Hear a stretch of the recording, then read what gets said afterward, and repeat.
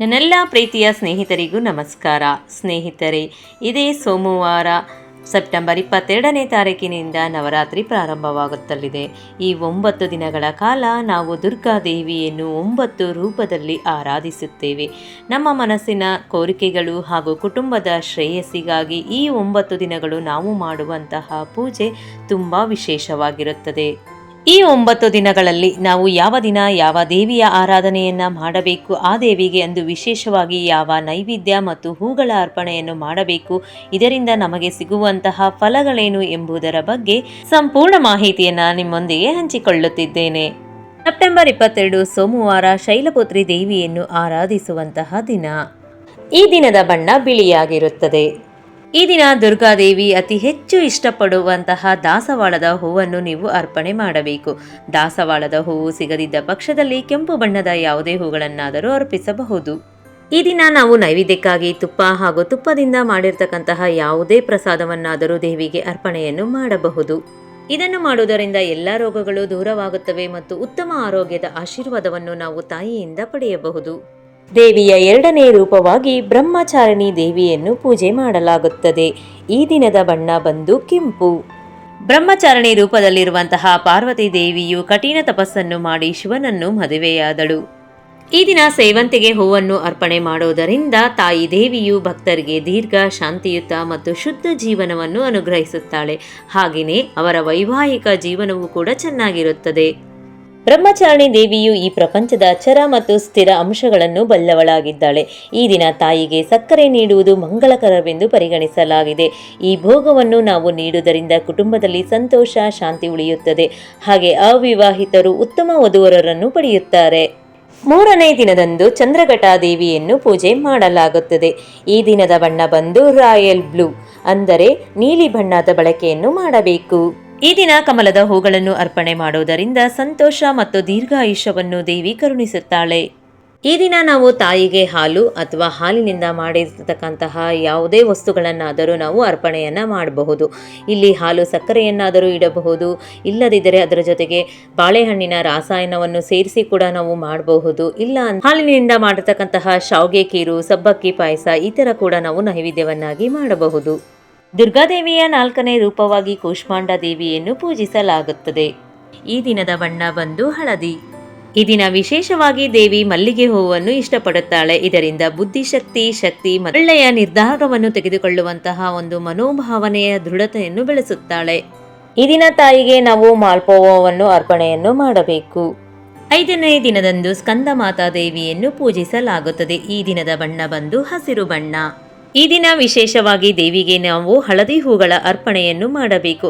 ಇದರಿಂದ ನಮ್ಮ ಜೀವನದಲ್ಲಿ ಬರುವಂತಹ ಸಮಸ್ಯೆಗಳು ಹಾಗೇನೆ ಜೀವನದಲ್ಲಿ ಅದೃಷ್ಟ, ಶಾಂತಿಯನ್ನು ತರಲು ದೇವಿಯು ನಮಗೆ ಆಶೀರ್ವದಿಸುತ್ತಾಳೆ. ಈ ದಿನ ತಾಯಿಗೆ ಬಾಳೆಹಣ್ಣನ್ನು ಅರ್ಪಣೆ ಮಾಡುವುದು ಮಂಗಳಕರವೆಂದು ಪರಿಗಣಿಸಲಾಗಿದೆ. ಬಾಳೆಹಣ್ಣಿನಿಂದ ಮಾಡಿರ್ತಕ್ಕಂತಹ ಯಾವುದೇ ನೈವೇದ್ಯವನ್ನಾದರೂ ನಾವು ದೇವಿಗೆ ಅರ್ಪಣೆಯನ್ನು ಮಾಡಬಹುದು. ಇದರಿಂದ ನಮ್ಮ ವೃತ್ತಿ ಜೀವನದಲ್ಲಿ ತುಂಬ ಬದಲಾವಣೆಯಾಗುತ್ತದೆ ಹಾಗೂ ಬೆಳವಣಿಗೆಯಾಗುತ್ತದೆ. ಇದರೊಂದಿಗೆ ಕುಟುಂಬ ಸದಸ್ಯರು ತಮ್ಮ ತಮ್ಮ ಕ್ಷೇತ್ರಗಳಲ್ಲಿ ಪ್ರಗತಿಯನ್ನು ಕೂಡ ಹೊಂದುತ್ತಾರೆ. 6ನೇ ದಿನ, ಈ ದಿನ ಷಷ್ಠಿ ಕೂಡ ಇರುತ್ತದೆ. ಕಾತ್ಯಾಯಿನಿ ದೇವಿಯನ್ನು ಪೂಜೆ ಮಾಡುವಂತಹ ದಿನ. ಈ ದಿನದ ಬಣ್ಣ ಬಂದು ಬೂದು ಬಣ್ಣ. ಕಾತ್ಯಾಯಿನಿ ರೂಪದಲ್ಲಿರುವಂತಹ ದುರ್ಗಾದೇವಿಗೆ ಚೆಂಡು ಹೂವು ಎಂದರೆ ತುಂಬ ಪ್ರೀತಿ. ಈ ದಿನ ಚೆಂಡು ಹೂವನ್ನು ಅರ್ಪಣೆ ಮಾಡಬಹುದು. ಚೆಂಡು ಹೂವು ಸಿಗದಿದ್ದ ಪಕ್ಷದಲ್ಲಿ ಹಳದಿ ಬಣ್ಣದ ಹೂಗಳ ಅರ್ಪಣೆಯನ್ನು ಮಾಡಬಹುದು. ಈ ದಿನ ತಾಯಿಗೆ ಜೇನುತುಪ್ಪವನ್ನು ನೈವೇದ್ಯವನ್ನಾಗಿ ನೀಡುವುದು ತುಂಬ ಫಲಪ್ರದವಾಗಿರುತ್ತದೆ.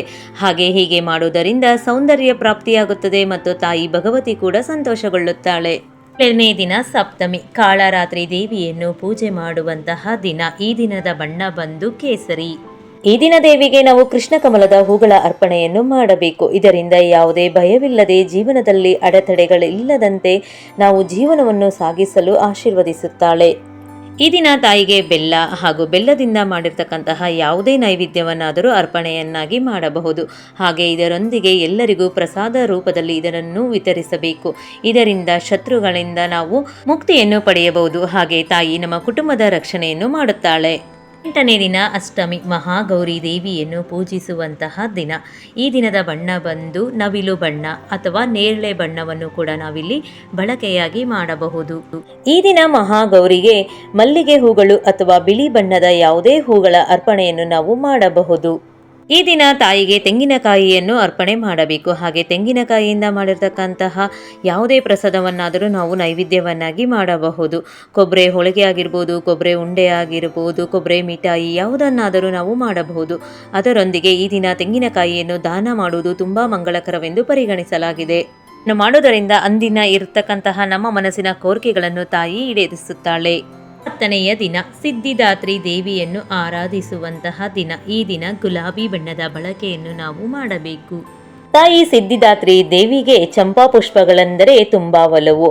ಈ ದಿನ ನಾವು ಚಂಪಾ ಪುಷ್ಪದ ಹೂಗಳನ್ನು ಅರ್ಪಣೆ ಮಾಡುವುದರಿಂದ ಜ್ಞಾನ, ಶಕ್ತಿ, ಸ್ಮರಣೆ ಮತ್ತು ಬುದ್ಧಿವಂತಿಕೆಯಲ್ಲಿ ಬದಲಾವಣೆಯನ್ನು ಕಾಣಬಹುದು. ಈ ದಿನ ನವರಾತ್ರಿಯ 9ನೆಯ ದಿನ, ಕೊನೆಯ ದಿನವಾದ್ದರಿಂದ ಈ ದಿನ ತಾಯಿಗೆ ವಿಶೇಷವಾಗಿ ಇಷ್ಟಪಡುವಂತಹ ಹೆಸರು ಬೇಳೆ ಅಥವಾ ಕಡಲೆಬೇಳೆಯಿಂದ ಮಾಡಿರುವಂತಹ ಯಾವುದೇ ಪ್ರಸಾದವನ್ನಾದರೂ ನಾವು ನೈವೇದ್ಯವನ್ನಾಗಿ ಅರ್ಪಣೆ ಮಾಡಬಹುದು. ಇದರಿಂದ ನಮ್ಮ ಕುಟುಂಬದಲ್ಲಿ ಸುಖ, ಶಾಂತಿ, ಸಂತೋಷ, ಸಮೃದ್ಧಿ ಹೆಚ್ಚಾಗುತ್ತದೆ. ಸ್ನೇಹಿತರೆ, 9 ದಿನಗಳ ಪೂಜೆಗೆ ಬೇಕಾಗಿರುವಂತಹ ನೈವೇದ್ಯ ಮತ್ತು ಹೂಗಳ ವಿವರಣೆಯನ್ನು ನೀಡಿದ್ದೇನೆ. ಆ ದಿನ ನಿಮಗೆ ಯಾವುದು ಸಾಧ್ಯವೋ ಆ ಒಂದು ಪ್ರಸಾದ ಮತ್ತು ನೈವೇದ್ಯವನ್ನು ಮಾಡಿ. ಹಾಗೆಯೇ ಶುದ್ಧ ಮನಸ್ಸಿನಿಂದ ಬೇಡಿಕೊಂಡು ಪೂಜೆಯನ್ನು ಮಾಡಿದರೆ, ನಂಬಿಕೆ ಇಟ್ಟರೆ ತಾಯಿ ನಮ್ಮೆಲ್ಲ ಇಷ್ಟಾರ್ಥಗಳ ಹಾಗೆ ಕುಟುಂಬವನ್ನು ರಕ್ಷಣೆಯನ್ನು ಮಾಡುತ್ತಾರೆ. ನಿಮ್ಮೆಲ್ಲರಿಗೂ ನವರಾತ್ರಿ ಹಬ್ಬದ ಹಾರ್ದಿಕ ಶುಭಾಶಯಗಳು.